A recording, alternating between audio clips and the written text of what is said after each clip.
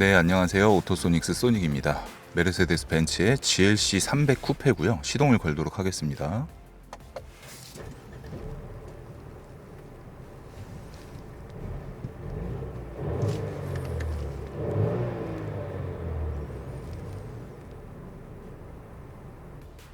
정차 중에 진동이 전혀 없고요. 자, 공조기 소리가 굉장히 강력하네. 자, 22도에 에어컨을 켜놓고 출발하도록 하겠습니다.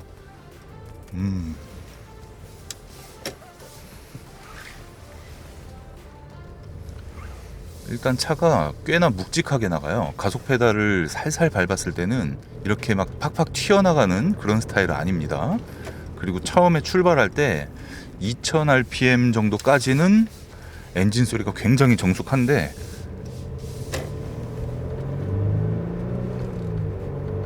이렇게 2000rpm이 넘어서부터는 좀 중음역대 엔진 소리가 들어오고 있고요. 승차감은 처음 출발했을 때 느낌이 상당히 괜찮습니다. 네, 방지턱을 넘을 때는 조금 단단하게 느껴지고, 와이퍼를 이게 지금 비가 오고 있어가지고 중간중간 최소로 사용을 하도록 하겠습니다. 오, 이게 신차인가봐요. 길이 아직 안 들어가지고 변속기가 언제 변속을 해야 될지 잘 박자를 못 맞추는 그런 느낌이고. 자, 제동은 브레이크를 이렇게 좀 살살 밟았을 때 살짝 밀리는 느낌이 조금 있습니다. 페달이 조금 멀리 있는 그런 느낌이 들고요. 시트 포지션을 맞추는데 이 차의 이제 경쟁 모델이 BMW X3, X4 그리고 아우디 Q5 뭐 이 정도로 볼 수가 있겠는데요. 일단 GLC 쿠페가 시트 포지션을 조금 더 앞으로 해서 주행을 해야 좀 편한 포지션이 나오는 것 같습니다. 그리고 시트만 비교를 해봤을 때는 이 엉덩이가 닿는 부분이랑 허벅지가 이제 연장이 되다 보니까 방석 부분에서는 BMW X3, X4보다는 조금 더 편한데, 이 허리하고 등 쪽도 GLC가 조금 더 편한 것 같은데, 허리 끝부분 그 부분은 좀 BMW X3, X4가 좀 편한 것 같고 해가지고 시트 포지션은 체형에 맞추셔야 되는데, 제가 볼 때는 키가 크신 분들은 오히려 GLC나 GLC 쿠페가 시트만 봤을 땐 좀 더 유리할 것 같습니다. 근데 이 GLC 쿠페하고 BMW X4는 제가 이제 키가 187이다 보니까 천장에 조금 닿고 있습니다. 근데 GLC하고 X3에서는 천장에 따로 닿는 느낌이 없고요. 자, 여기서 스포츠 플러스를 놓고 한번 돌아보도록 하겠습니다.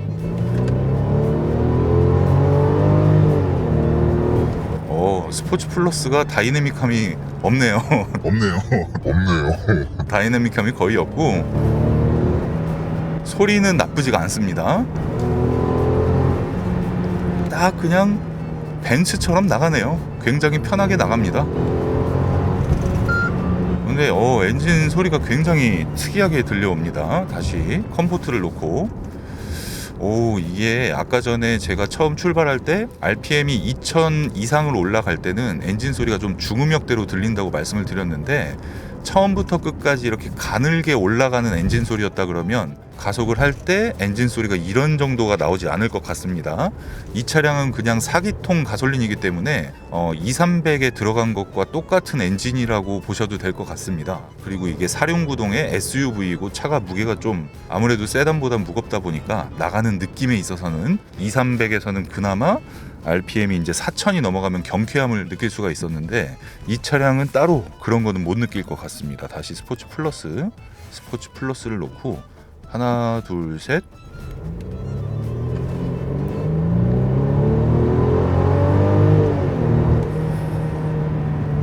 RPM이 4,000 이상 넘어가도 딱히 경쾌함 같은 그런 느낌을 주진 않고요. 거기서 올라갔다가 다시 이제 변속될 때, 그때는 조금 손해를 보는 것 같습니다. 이 차량 같은 경우에는 좀 컴포트하게 타는 성향이신 분들에게는 좀 적합할 것 같고, 이렇게 막 재밌게 그렇게 타시는 분한테는 아쉬움이 조금 느껴지는 그런 엔진 스펙이라고 보시면 되겠습니다. 그 토크감 같은 경우에는 220D가 장착되었던 GLC가 조금 더 좋은 것 같고요. 시내 주행으로 들어가서 그냥 편하게 운전했을 때 이 차가 어떤 승차감을 주는지를 좀 체크해 보도록 하겠습니다. 도로에서 두궁두궁 할 때 꽤 저음으로 들려오는 부분이 있어요. 그리고 정차를 하니까 스탑앤고가 바로 켜지고요. 브레이크를 세게 밟으면 오토 홀드, 자동 브레이크. 처음에 시동이 걸릴 때는 우르르릉 하고 좀 낮은 음이 들려옵니다. 이렇게 처음에 이 정도 출발할 때. 그래서 이 부분은 국내 가솔린을 운용하셨던 분들에게는 불만일 수도 있는 부분일 것 같은데, 이게 뭐 연비 효율을 높이기 위해서 이런 세팅을 해놓은 거기 때문에 그런 부분에 장단점이 있다라고 보시면 될 것 같고요. 시내 주행에서는 노면 소음이 좀 올라오긴 하는데 딱히 막 엄청 불만을 가질 만한 그런 부분은 아니라고 보여지고, 자, 그리고 이번 GLC 쿠페는 MBUX가 들어가 있습니다. MBUX는 이제 터치 지원이 되고 연비, 차량, 엔진 이런 디스플레이 자체가 기존 모델과는 굉장히 크게 달라졌습니다. 굉장히 크게 달라진 부분이 있어서 확실히 신형은 신형이구나 그런 느낌이 나는데, 요런 앰비언트 라이트가 프론트에 쫙 깔리거나 그런 거는 없습니다. 이 차량 같은 경우에는. 그 부분은 이제 풀체인지 한 2년 반 정도 되면 또 이제 풀체인지가 나올 거니까 그때 기대를 해봐야겠지만, 확실히 저처럼 이렇게 좀 처음에 세게 밟고 타력으로 주행하는 스타일은 높은 RPM 소리를 항상 듣게 되네요. 이걸 천천히 RPM 2000으로 고정해서 이제 운전을 할 때는 아주 뭐 엔진 소리의 정숙함이 느껴지는데 3000 정도만 해도 엔진 소리가 들려집니다. 엔진 소리 들리는 거 싫어하시는 분들이 은근히 많아가지고 제가 이 말씀을 드리는 거고, 오늘은 이제 일단 비가 오고 있고 바람이 굉장히 많이 부는 날인데 고속도로에 올라탔을 때 소음이 어느 정도 들려오는지 아스팔트 길도 있고 이제 시멘트 길도 있고 그 부분을 한번 체크해 보도록 하겠습니다. 자, 차가 많네요. 차가 많고 방향 지시등 켜고, 방향 지시등 소리는 작고 괜찮네요. 시멘트 길. 네.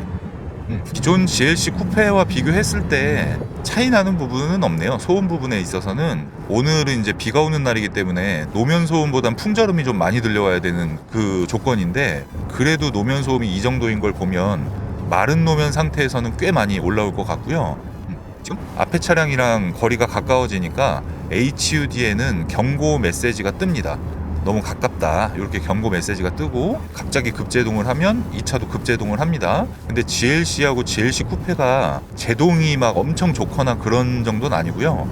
보통이거나 보통보다 조금 아쉬운 그런 정도이기 때문에 제동은 좀 미리미리 하셔야 될 것 같고요. 자동 제동 기능이 된다고 해도 그 부분은 서둘러야 된다. 반자율 주행이 있는 차량을 타신다고 해도 좀 운전에 집중을 많이 하셔야 될 것 같습니다.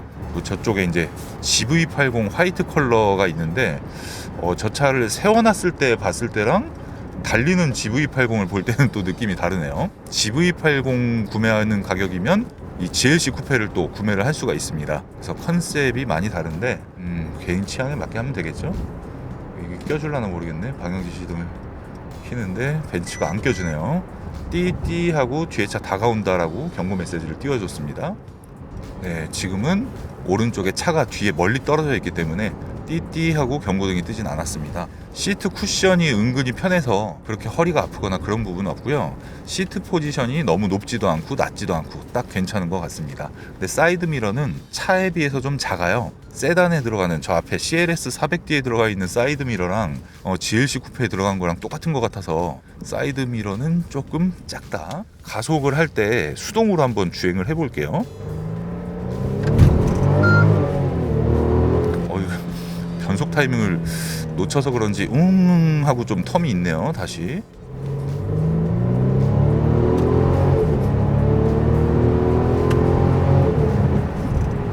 자, 기본 승차감이요 요런 정도입니다. 왔다 갔다 할 때 이렇게 민첩성이 엄청 빠르진 않아요. 비교를 해본다 그러면 X4보다는 확실히 컴포트가 강하고 볼보 XC60과 거의 비슷한 수준인데 XC60보다 이 차가 좀 차체가 작기 때문에 얘가 좀 더 민첩하게 느껴지는 그런 느낌이 듭니다.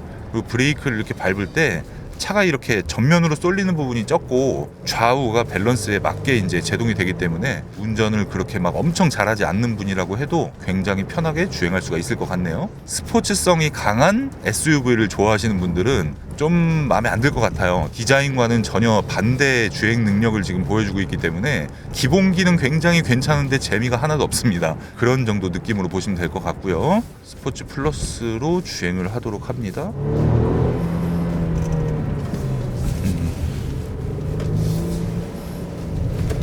아이고.